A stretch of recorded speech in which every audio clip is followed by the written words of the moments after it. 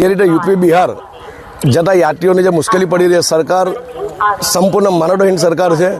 45 કલાક 20 કલાકથી યાત્રીઓ ઉડના સ્ટેશન ખાતે પોતાના વતન જવા માટે લાઇનમાં બેઠા હોય ત્યારે સરકાર દ્વારા કોઈ સુવિધા કરવામાં ના આવતા અમારા કોંગ્રેસના પૂર્વ નગરસેવક અને પૂર્વ શહેર કોંગ્રેસ પ્રમુખ ધનસુખભાઈ રાજપૂતની આગેવાનીમાં ભાઈ અશોકભાઈ, અવધેશભાઈ, બેબીબેન, ભાઈ શ્રેયાંશ તેમજ અમારે અહીંના ઉડના વિસ્તારના જે આગેવાનો છે, ઉત્તર ભારતીય સમાજના, બિહારના જે આગેવાનો છે, એ લોકોની આગેવાનીમાં અમે જે મુસાફરો ટ્રેનમાં જવાના છે તેઓને ફ્રૂટ પેકેટ અને પાણીની બોટલનો વિતરણનો કાર્યક્રમ રાખેલ છે। શું કહેશો સિસ્ટમ વિશે? સિસ્ટમ સંપૂર્ણ નિષ્ફળ રહી છે। પ્રશાસન ભાજપાના નેતાઓની સુરક્ષામાં અને એમની સેવા ચાકરીમાં લાગી છે ત્યારે પ્રજા ખૂબ જ બેહાલ થઈ રહી છે। ત્યારે સુરત શહેર કોંગ્રેસ અમારા આગેવાનો નક્કી કર્યું કે ભાઈ આપણે આ જે યાત્રીઓ 24 કલાકની મુસાફરી કરીને પોતાનું વતન જવાના છે અને 45 કલાકની ઉડના સ્ટેશન પર ટ્રેનની મુસાફરી કરવા માટે બેઠા હોય ત્યારે એ લોકોને ફ્રૂટ પેકેટ અને પાણીની બોટલનું વિતરણ કરવાનો કાર્યક્રમ અમારા આગેવાનોની ઉપસ્થિતિમાં રાખેલ છે।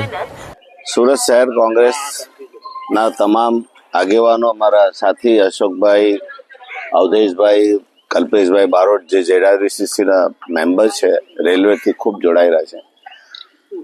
આજે સુરતની જે જનતા છે, સુરતની આજુબાજુ રહેનારી જે પરપ્રાંતિયોની જનતા છે, યુપી બિહાર જનારી જનતા છે, તેની સાથે જે અમાનવીય વ્યવહાર થઈ રહ્યો છે આ તંત્રને, આ સરકારની સામે, આ રેલવેની સામે, જે ફક્ત ને ફક્ત ચેમ્બર ઓફ કોમર્સથી માંડીને મોટી મોટી હસ્તીઓને સાંભળીને ચાલી જાય છે, પણ જે ગરીબ માણસો હતા, કામદારો હતા, તે લોકોનું કોઈ સાંભળીતી નહીં। અમે 1 મહિના પહેલાથી એમને કહીએ છીએ કે તમે સુવિધા આપો, તમે લોકોની વ્યવસ્થા કરો।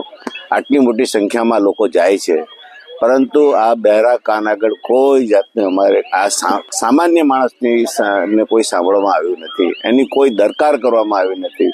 ફક્ત ને ફક્ત આપ જોઈ શકો છો કે મતની લાલચે એ લોકોએ મોટા મોટા હોર્ડિંગ્સ લગાવ્યા છે, પણ એ લોકોને વ્યવસ્થા જેવી કોઈ વસ્તુ નથી। આપ જોઈ શકો છો કે આ રસ્તા પરથી જાનવર પણ ના આવી શકે તેવા રસ્તા પરથી ગરીબ માણસો આવશે ને આ કામદારો જશે।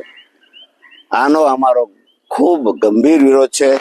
અમે કંઈ કરી શકતા નથી, પણ 14 કલાક 15 કલાક 24 કલાકથી પોતાના ઘર બહાર છોડીને જે લોકો જાય છે તેને એક ટોકન રૂપે સરકારની આંખ ખોલવા માટે એક વ્યવસ્થા બનાવી છે કે સરકાર આ બાબતમાં વિચારે કે જે લોકોને 24 કલાકથી બેસાડી રાખો છો તેની પણ આવી કોઈ વ્યવસ્થા કરે કે એ લોકોને જમવાનુંથી પાણીથી માંડીને બધી વ્યવસ્થા કરે।